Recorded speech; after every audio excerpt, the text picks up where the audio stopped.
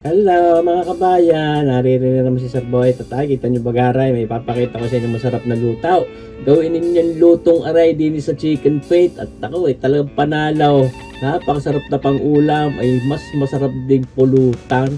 Yan ho ati ipinapaka ng pabayat ating inayahalbos muna ng karikate. Pero hindi natin para palambutin diyan yaan. Tatanggalin laan natin ang lansa niyan at tapos ay titimplahan din natin. Siyempre para kahit paano ay matanggal talaga yung lansa at may lasa-lasa na rin ng karike. Ayan na. Siyempre kahit hindi natin gagamitin yung sabaw na iyaan, yung pinaghalbusan natin, pwede naman natin kapaw-kapawin yung mga impurities na naririyan nga yung tinatawag natin lansa, mga kabayan. Ulit ikaw, hindi ho natin gagamitin yung sabaw na yan. At ito hindi rin natin para palambutin dito. Ngayon, tulad na sinabi ko, meron tayong bawang, sibuyas, paminta at ase na ilalagay diyan. Yan na. Ito ni Bara pwede na agad ay. Aba, huwag naman. Masarap ang ating gagawin luto diyan ay. Hindi basta alam mo yung inadubaw. Yung mga ingredients natin gagamitin diyan ay pang masarapan. Pero menos pa rin naman yan. Tulad niyan. Gagayat lang tayo ng karikit na luyang papagayaan. Yung napapanuor. Meron din tayong sibuyas na isang iyan. Meron din bawang. Gagayat-gatin lang natin ang papagayan ito. Bibilis na natin ang video. Okay, hindi mainip. Ito na. Sabi ko sa inyo mga kabayan, menos pa rin naman ang puhunan natin din Ayan ho. 300 piso yung ating biniling chicken feet na yun. 2 kilong mahigit. 140 ang kilo. Ngayon, pinainit na natin talyasing yan. Nilagyan natin ng karikit na mantika sa inyo napapanuor. At yan ating uutay na ang pagluluto na yan. Sabi ko nga. Yan how. Tulad ng ating luya. Una nating sasangkutsahin iyan. Pampabangaw. Pampasarap din ang lasa. Kontra umay. Yung ating ginger na yan o luya. Sa inyong napapanood. Atin lang sasangkutsahin yan. Hindi naman para tostahin. Ayan. Kaya ilalagay na rin natin itong ating bawang. Hindi pwedeng mawala sa mga sangkutsahe. Kako nga, hindi ho ito basta adobo. Yan ho. Talagang hindi natin pwedeng tawagin adobo dahil may luya. Sinahog na rin natin itong ating tibuyat. Ayun ho, mga kabayan. Isang katamtaman ang laking sibuyas na pula. Na kulay purple naman. Ayan. Kita nyo ba gayan?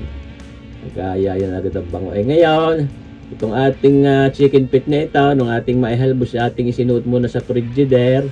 Siyempre, bago natin maluto, ay di yan nagkadikit-dikit. Pero hindi naman ho para masira ang forma niya. Pero kung tutusin, gusto ko diyan sa lutong iyan ay talagang malambot. Yung parang maluray-luray pagka isinubo mo ay nagmemelt sa yung dila. Talagang maiiwal lang sa dila mo ay mga pinagbutuhan. Ayan ho, ating hiniwag-hiwag. At ngayon lalagyan natin ng paminta. Mas marami, mas masarap, mas mabangaw. Yan ho.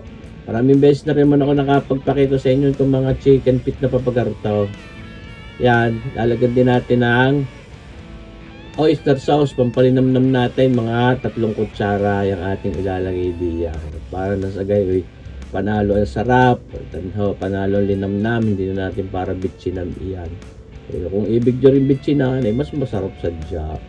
Ayan. Pero hinay-hinay din la. Pero yun naman yung bitchin, hindi naman ho yun masama kung tutuusin. Yan naman hindi tatagal sa merkado, sa market kung yan ay hindi approved ng Bureau of Food and Drugs. Ngayon, siyempre, mataas natin lagay oyster sauce. Maglalagay din tayong 3 kutsarang toyo. Ayan po. Pampaganda rin ang kulay iyan. Pampaalat din. Pero hindi naman ho talagang sobrang alat ng nagiging niyang toyo. Lalagyan natin ng manghang na sili at para yan ay hot and spicy. At saka itong tomato paste na ito, lalagyan natin yan ng mga 2 kutsarang tomato paste. Hindi na tayo para gumamit diyan ng tomato sauce. Yung tomato paste, bukod sa may angking asim na rin iyan, ay mas maganda ang kulay niyan sa pagkain niluluto kumpara sa tomato sauce. Hindi ko rin masyadong yung tomato sauce talaga. Bakit meron tomato paste at may tomato sauce, pero Samantala pag gumamit ka ng tomato paste, panalo na. Ngayon, hindi pwede mawala dito sa ating luto. Itong ating pampasarap lalong iyan, isang esprite. Iyan ha, sakto lang para diyan sa luto natin iyan. Pampasarap din at pampatender din iyan. Para pinaka-tenderizer natin, pampalambot niyang ating chicken paste. Sauce marsipaw tawaray. Ayun no, tulad ng sinabi ko, ay di atin hong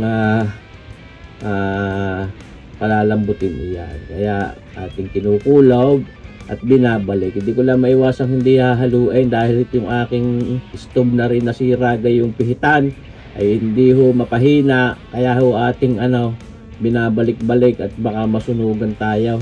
Ay hindi maganda.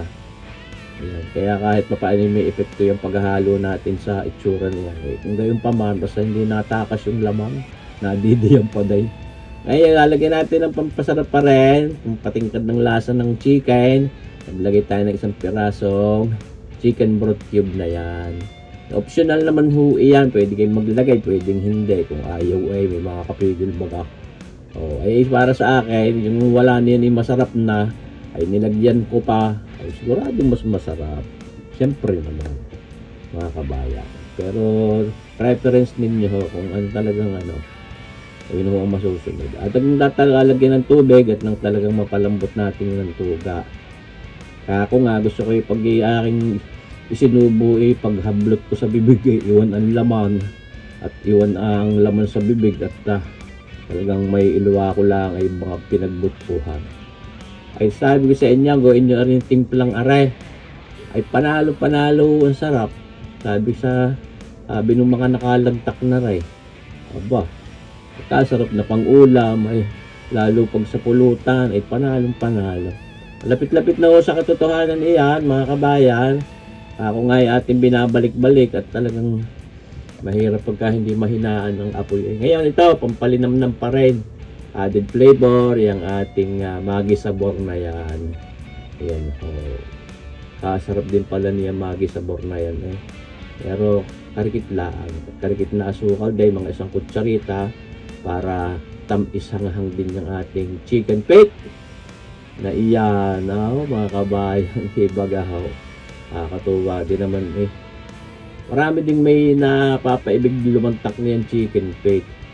Masarap din naman nga yan yung sagana sa collagen, maganda rin sa ating katawan. Kaya naglagay lang tayo ng karikit na black caramel para tumingkad ang kulay niyan. Naglagay tayo ng mga isang kutsara at kalahati sa inyong napanuan na yan. Ito titingkad pa ho ang kulay niya pagka medyo naiga na. Medyo paigahin natin ang karikit dyan. Yan, tulad ng sinabi ko, luto na ating pinlating ng papagayan. Liligwigan natin, sinabuyan natin ng karikit na sweet onion. Di bagaho, tapos may mga silisiling papagayan. Naman dude, ako'y mapapa-only rice ka din diyan at makakapagbari ka din ng inam. Aba, ay masarap siya. Aba, bibidyohan hagalaang lantak Sauce marsipaw tawaray mga kabayan. Ako'y naglalaway tapos iyari pa may kaning papagarne. Di gahaw. Mas matindi may kasagpi pang binanging pusit na papagarne. Ito namang ang tanghali ang iyan loriyat na para sa akin. Bastante. Bundat na naman ang tiya ni kabayan. Lantang na tayo mga kabayan. Kita nyo bagahuya. Nakakapag-anyaya ang sarap sana ma-share nyo din itong video natin ito sa ating mga friends and relatives nang makapagluto din sila ng gayan. Sundan lang ho itong ating video at pareho ho magiging lasa ng ating niluto.